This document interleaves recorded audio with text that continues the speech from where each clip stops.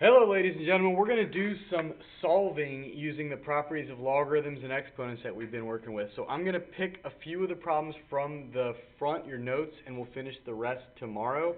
But you need to be able to do these by the test on Tuesday. So let's do a couple of these problems here. It says solve by equating exponents. The first type of problem that I might give you is when you have the same base, where they're both base 5, and you should be able to just look at this and say if they're both base 5, then that means that 3x has to equal 9, which if you divide both sides by 3, then that means x has to be equal to 3. But if they don't have the same base, your first job is to figure out how you can rewrite them as the same base. So 5 is prime. I can't change 5. It's going to be 5 to the 3x. But 25 is not prime. 25 is actually a power of 5, so I'm going to rewrite this as 5 squared. Now, we're going to use our rules of exponents to say that that's 2 times the quantity 2x plus 3. When you have 5 squared, you're going to need to write that as 5 squared times the other exponent that's already there, 2x plus 3.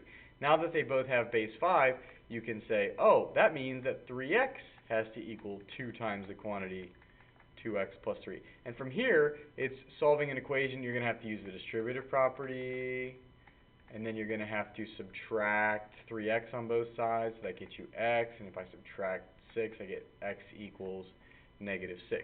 And you could check that by plugging it back in. If x equals negative 6, then on the left side I would have 5 to the negative 18th, because 3 times negative 6 is negative 18.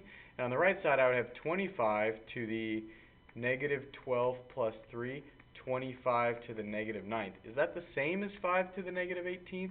Well, you could check it with your calculator if you have your calculator out. I don't, so I'm not going to, but let's see, where's my calculator? Okay, now we're running.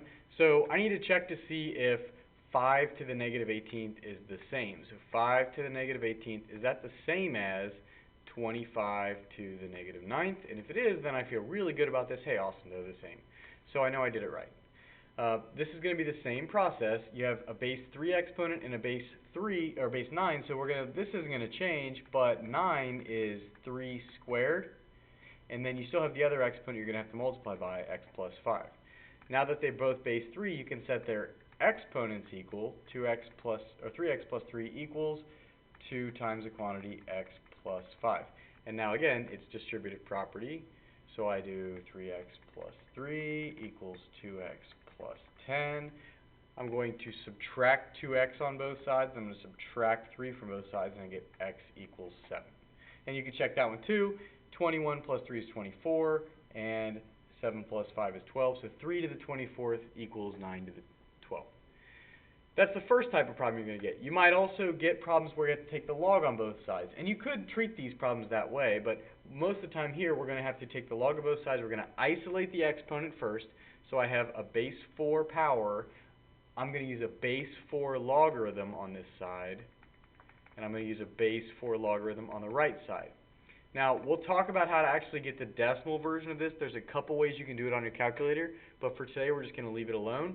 And we're going to say that on the left side, if you do a base 4 log of 4, you're going to get 1. You can bring the exponent out, and you get x equals, those are inverses, so you can just bring the exponent down, equals the base 4 log of 11. That is a decimal because 4 is not a power of 11, or 11 is not a power of 4. We'll talk about how to get the decimal later. So you just need to be able to write this as an exact answer.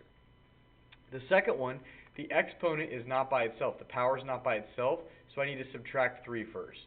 And now I have 10 to the x minus 2 equals 9. You can't take the log of both sides until you have your power isolated. So now that I have the power isolated, I can undo a base 10 power with a base 10 logarithm. So I'll just do the log of both sides. The log of 10 to the x minus 2 is the log of 9. Since the common log has a base 10, I don't need to write a base. Then on the left side I have x minus 2, and on the right side I have the log of 9.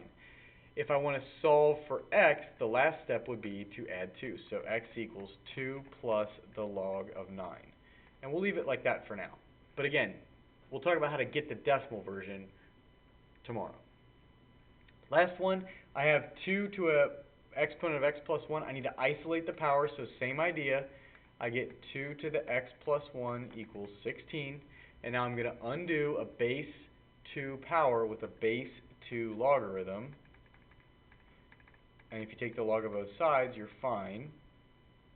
Now I can figure out that this exponent's coming out because base 2 log cancels out a base 2 power.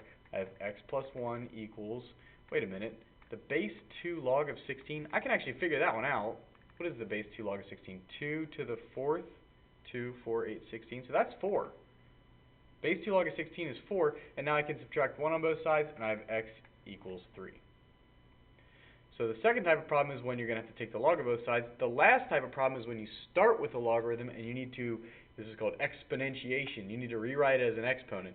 So this is very similar to the problems where we were just taking a log and writing it as a power, only now we have an equation to solve.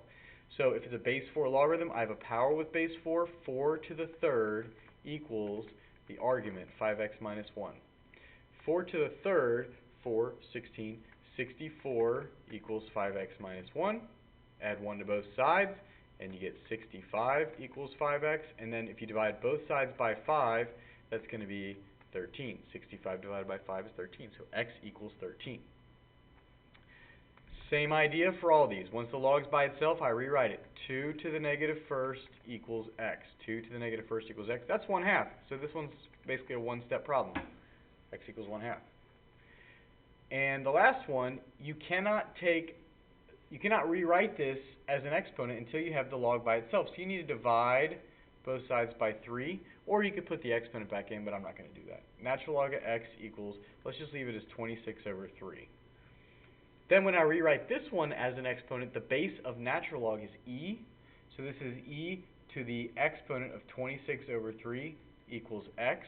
And that's something that I can pretty easily get on my calculator if I do e to the power of, there's a button here, e to the power of 26 over 3. And this will give me the actual decimal version, which is 5806.11. X equals 5806.11. That is not pretty. But, just to check it, let's do 3 times the natural log of that. And do I get 26? Yes, I do, so I know I did it right. Alright, so what you need to do, having done those types of problems, I expect you are able to do the first half of this assignment.